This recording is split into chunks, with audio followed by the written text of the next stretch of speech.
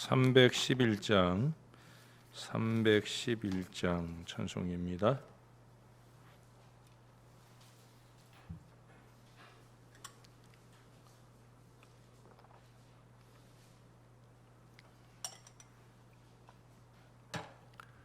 내 너를 위하여 몸 버려 피 흘려 내 죄를 속하여 살 길을 주었다. 널 위해 몸을 주건만 너 무엇 주느냐. 널 위해 몸을 주건만 너 무엇 주느냐.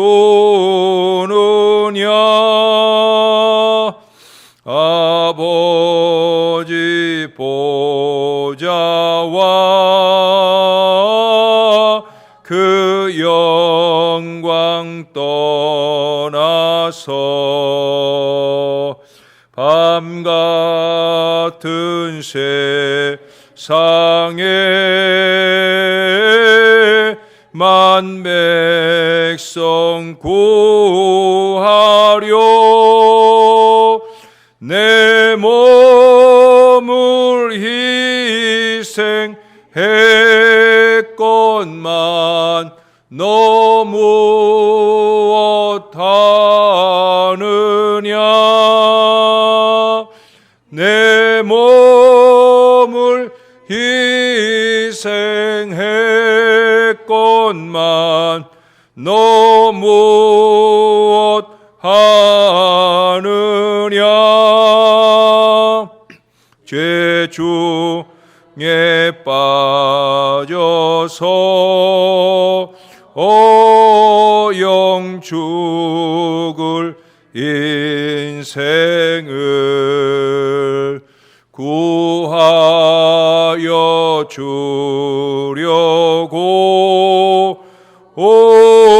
나 피를 흘렸다. 죄를 대속했건만 너 무엇 하느냐.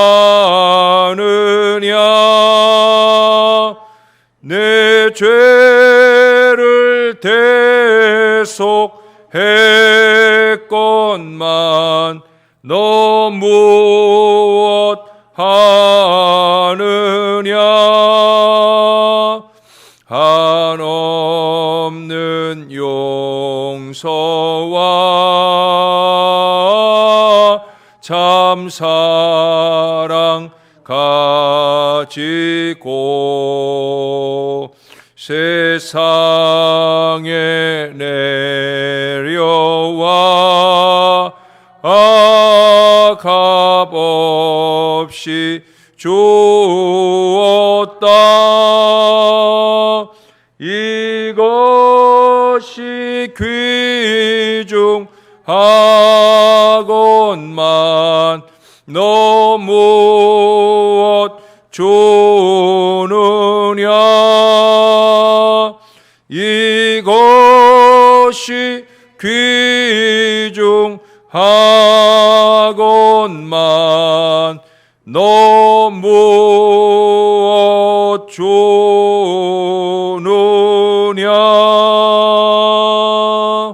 아멘. 그 뒤에 312장 찬송 한 장 더 하겠습니다. 너 하나님께 이끌리어 일평생 주만 바라면 너 어려울 때 힘 주시고 언제나 지켜주시리.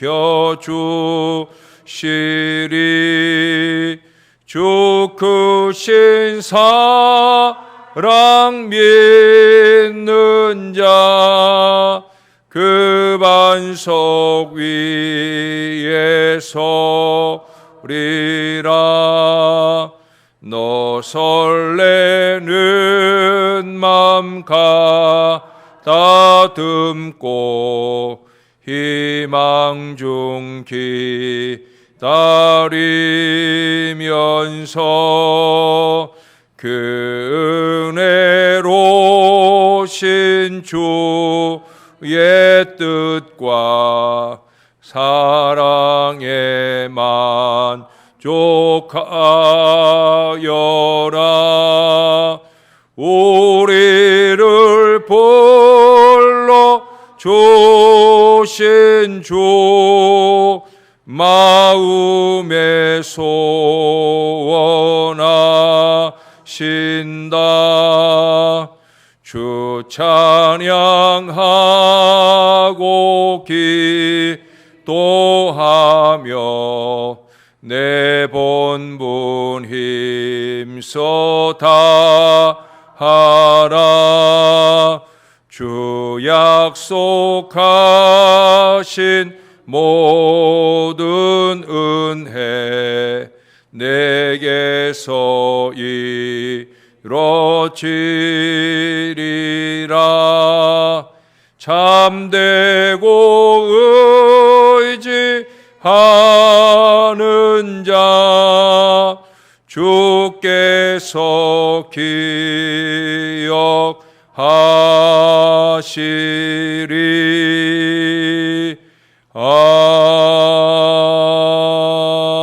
아멘. 기도하겠습니다. 좋으신 아버지, 우리에게 영생하는 생명도 주시고 이 땅을 사는 모든 순간 동안에 우리를 늘 지키시며 인도해 주시는 그 큰 사랑과 은혜를 감사합니다. 아버지 은혜 아니면 우리가 한 발자국도 내딜 수 없는 인생인 것을 알아 더욱더 그 아버지의 영광을 위해 살기를 소원합니다. 세상의 일, 육신의 일에는 온갖 마음과 정성을 기울이면서 하나님의 일은 게을리하고 나태히하고 대충 해버리는 어리석음을 범할 때가 많이 있습니다. 아버지의 일을 참으로 아버지를 대하듯 하는 건강한 믿음의 마음을 주시고 아버지께서 온전히 영광을 받으시도록 최선을 다하는 우리의 경건의 노력들이 있도록 인도해 주시옵소서. 주님, 이 아침에도 그렇게 우리를 불러주시니 감사합니다. 주님께 영광 올려드리는 거룩하고 복된 아침 되게 하여 주시옵소서. 예수님의 이름으로 기도합니다. 아멘. 오늘은 이사야 55장으로 가겠습니다. 이사야 55장 오늘 1절에서 5절까지만 오늘 본문으로 보겠습니다. 한 절씩 교도 갑니다. 5절 말씀 같이 읽습니다. 오호라 너희 모든 목마른 자들아 물로 나아오라. 돈 없는 자도 오라. 너희는 와서 사 먹되 돈 없이 값 없이 와서 포도주와 젖을 사라.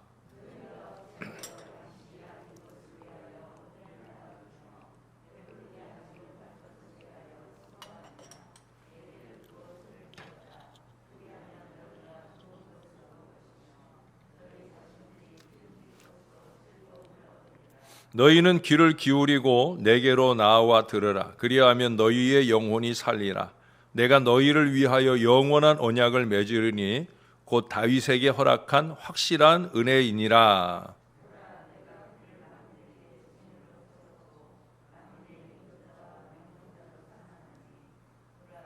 내가 알지 못하는 나라를 내가 부를 것이며 너를 알지 못하는 나라가 내게로 달려올 것은 여호와 내 하나님 곧 이스라엘의 거룩하신 이로 말미암음이니라. 이는 그가 너를 영화롭게 하였느니라. 아멘. 이스라엘의 탈무드에 보면 이런 이야기가 있어요. 하나님께서 동물들을 다 만드신 뒤에 그 동물들에게 장차 무엇을 먹고 살 것인가 스스로 결정하라고 말씀해 주셨어요. 그러자 소가 제일 먼저 말하기를 저는 풀이라도 그저 배불리 먹었으면 좋겠습니다. 풀이라도 좋으니까 이제 실컷 먹고 살게 해달라, 그런 부탁을 했어요. 그래서 하나님이 소의 간청을 들어주셨다는 거예요. 그래서 배불리 먹고도 다시 또 끄집어내 가지고 되새김질해서 먹고 같은 양을 2배로 먹도록. 여러분, 소를 보면은 거의 24시간 계속 우물거리고 있는 걸 보잖아요. 그래서 정말 풀을 먹느라고, 여물을 먹느라고 우물거리고, 또 걸을 때나 뭘 할 때도 계속해서 그거 되새김질하면서 우물거리는 걸 보게 됩니다. 개는 사람과 가까이 살게 된지라 이런 부탁을 했어요. 저는 사람들이 먹다 버린 찌꺼기라도 좋으니까 사람이 남긴 것을 먹을 수 있게 해주세요. 그래서 개는 그렇게 살고 있다는 거예요. 이번에는 돼지 차례예요. 이 돼지는 전에 달콤한 꿀을 훔쳐 먹은 적이 있어서 저는 평생 달콤한 꿀을 먹으면서 살고 싶습니다 라고 부탁을 했다는 거예요. 하나님께서 그 부탁을 듣고는 화를 내시면서 돼지에게 말씀하시기를 너는 배부르게 못할 것을 그저 달콤함 때문에 탐내는구나. 더군다나 사람도 감히 먹지 못하는 꿀을 천하디 천한 네가 욕심을 내다니 너는 음식 중에서 제일 더러운 것이나 먹고 살아라. 그래서 지금도 돼지는 가장 지저분한 것을 먹고 산다는 겁니다. 그러나 돼지는 그때 딱 한 번 훔쳐먹은 꿀맛을 잊지 못해서 지금도 어떻게 하고 살아요? 맨날 꿀꿀거리고 그렇게 산다고 하는 그런 얘기입니다. 요즘 아이들 보면 이 흡연 문제가 심각하지요. 오늘 성경이 말하는 것처럼 배부르게 못할 것인데 그걸 먹고 살아요. 특히 여자 아이들까지도. 그래서 오죽하면은 그 노담 CF가 나왔겠어요. 중학생 아이인가 남자 아이인가, 또 최근에는 이제 고등학생 여자 아이가 자기가 갖는 자부심, 자긍심이 있는데 그게 뭐냐? 나는 노담이다. 노담이 뭐예요? 담배 피지 않는다는 거예요. 담배는 노답, 나는 노담, 뭐 이런 식으로 마지막 카피가 나왔던 걸로 언뜻 보았는데, 그 노담이 자랑이 되는 그런 시대가 되었다는 거예요. 근데 여러분, 여고생이나 여중생들이 흡연하는 이유 가운데 하나가 뭔지 아십니까? 군것질 대신에 담배를 핀다는 거예요. 왜? 뭔가 먹고 싶을 때 배부르지 않은 이 담배를 대용으로 피운다고. 그러면 살찔 염려도 없고 기분도 좋으니까 얼마나 좋으냐고 그렇게 어이없게 말한다는 겁니다. 근데 여기 2절의 말씀에 보면 너희가 어찌하여 양식이 아닌 것을 위하여 은을 달아주며 배부르게 하지 못할 것을 위하여 수고하느냐 하는 말씀을 하셔요. 하나님께서는 양식 아닌 것, 배부르게 못할 것을 위한 낭비와 수고를 그만둘 것을 요청하고 계시다는 거예요. 음주나 흡연이 그 자체는 죄가 아닐지 모르겠지만 하나님께서 주신 물질이 이 양식 아닌 것, 배부르게 못할 것, 순간적인 달콤함에 빠지고 그 이상의 죄의 단계로 발전하는 데에 사용되는 것을 기뻐하지 않으실 것은 너무나 당연하다는 거예요. 우리가 하나님이 기뻐하시는 것도 다 못하고 살잖아요. 근데 기뻐하시지 않는 것까지 하면서 살려고 할 필요가 뭐가 있느냐는 거예요. 하나님이 기뻐하실 거나 제대로 하고 살아야지 하나님이 별로 기뻐하시지도 않은 일들을 그렇게 열심내고 사느냐. 그런 일에 대한 열심은 최선을 다하면서 하나님의 일에 대해서는 왜 최선을 다하지 못하느냐. 늘 그런 아쉬움을 하나님께서 우리에게 말씀하신다는 거예요. 음주를 즐기는 분들 가운데는 막걸리나 맥주는 배도 불러요, 뭐 이렇게 말하시는 분들도 있을 거예요. 결국 그 부른 배 때문에 밤새 화장실 가야 하고 아침에는 머리 아프게 깨어나야 한다는데 왜 그걸 그렇게 하려고 하는지, 또 어떤 분들은 오늘 본문 1절 마지막에 보면 하나님께서 포도주를 사라고 하시지 않았느냐, 에? 포도주를 왜 사라고 그랬겠느냐, 마시라고 사라고 했는 거 아니냐, 이렇게 말씀하시는 분들도 있어요. 여기서 말하는 이 포도주는 술의 의미보다는 즙의 성격이 더 강한 겁니다. 포도 좋다는 얘기는 누구나 다 아시는 얘기일 거예요. 그래서 1절 전반부에서 너희 모든 목마른 자들아 물로 나아오라, 돈 없는 자도 오라, 이렇게 말씀하셨잖아요. 생명을 지속시키는 유익한 물뿐 아니라 활기와 영양을 공급하는 이 포도주와 우유까지 언급함으로써 우리 하나님의 구원의 복음이 주는 그 축복의 다양함, 풍성함에 더 집중해서 이해를 해야 되는 거예요. 사람들은 대체로 자기에게 유익한 대로 말하고 또는 생각하는 경우가 많잖아요. 하나님의 말씀조차도 자기에게 유익한 쪽으로 풀으려고 하는데 내게 유익한 쪽으로가 아니라 하나님의 말씀한 의미대로 이 말씀을 잘 이해해야 할 거예요. 여러분, 하나님께서 우리 인간들에게 꼭 필요한 생명과 풍요의 은혜로 값없이 주시는데 그것을 받을 생각을 하지 않고 헛된 낭비나 헛된 수고로 무익한 것을 사려고 해서는 안 된다는 거예요. 제가 지난주에도 영적 다이어트를 말씀드렸잖아요. 육신적으로 게으르고 먹을 것 다 먹고 그러고 살찌고 나서는 또 그거 빼겠다고 거기에 많은 물질을 들이고 정력을 쏟고, 그럴 생각하지 말고 주를 위한 열심, 하나님을 위한 열심에 최선을 다해 보라는 거죠. 그러면 찌지 않아야 될 살은 찌지 않아야 할 것이고 적당한 때 날씬하고 아름답게 은혜를 주신다는 거예요. 그런 정도의 다이어트의 열정이면 하나님의 일을 좀 제대로 잘해보든가, 그렇게 말씀하시는 거예요. 이 모든 하나님의 은혜를 내 것으로 삼는 비결은 다른 거 없어요. 여기 2절 하반절에도 말씀하지요. 내게 듣고 들을지어다. 그리하면 너희가 좋은 것을 먹을 것이며 너희 자신들이 기름진 것으로 즐거움을 얻으리라. 3절 전반부에도 그래요. 너희는 귀를 기울이고 내게로 나와 들으라. 그리하면 너희의 영혼이 살리라. 이렇게 계속 반복해서 주의 말씀을 듣고 그 들은 말씀을 근거로 한 하나님의 확실한 은혜의 약속을 그저 받아들이기만 하면 생명과 육신적인 만족뿐 아니라 거기 5절 마지막에 보면 우리 하나님께서 우리를 영화롭게 해주신다는 이 보장까지 우리에게 더해주고 있다는 거예요. 사랑하는 여러분, 하나님의 말씀을 통해 우리에게 보장해 주시는 이 하나님의 확실한 은혜는 값없이 주는 은혜예요. 넘치도록 주시는 은혜예요. 우리가 참으로 즐겁게 받을 만한 거예요. 우리는 이 은혜를 누려야 합니다. 그리고 우리가 부른 찬송처럼 이 은혜에 보답하는 마음으로 하나님을 위한 최선을 살 수 있어야 된다는 거예요. 대충 살지 말고 하나님이 정말 기뻐하시도록 최선을 다해서 살아야 된다는 거예요. 사람도 기쁘게 하지 못하면서 어떻게 우리가 하나님을 기쁘시게 할 수 있겠습니까?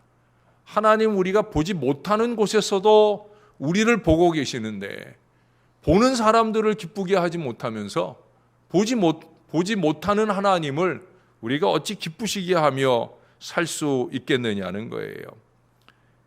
미국의 공군 대령으로 짐미 스튜어트라고 하는 분이 계시는데 이분이 2차 대전에 참전했던 분이에요.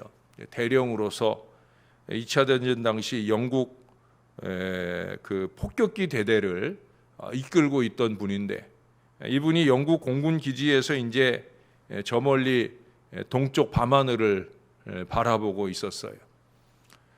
왜 동쪽 밤하늘을 바라보겠느냐? 그 동쪽 하늘에 이제 독일이 있잖아요. 그러니까 이제 다음 날 새벽이면 B-24 폭격기 대대를 이끌고 독일군 진영으로 이제 폭격을 하러 떠나야 되는데 여러분 그 전쟁 영화를 보셔서 알겠지만 폭격기가 이렇게 폭격을 하러 가면 밑에서 막 대공포를 쏘아대고 또 전투기가 출동을 해가지고 또 이 폭격기를 공격을 하는데 전투기의 빠르기에 비해서 폭격기는 느리거든요. 그래서 이제 폭격기가 폭격을 당할 그런 위기가 많다는 거예요. 또 대대적인 폭격 작전이기 때문에 그만큼 또 많은 피해가 예상이 되어지는, 어쩌면 자기 자신도 내일 아침에 나가서는 살아서 돌아올지 모르는 그런 위험한 작전이에요.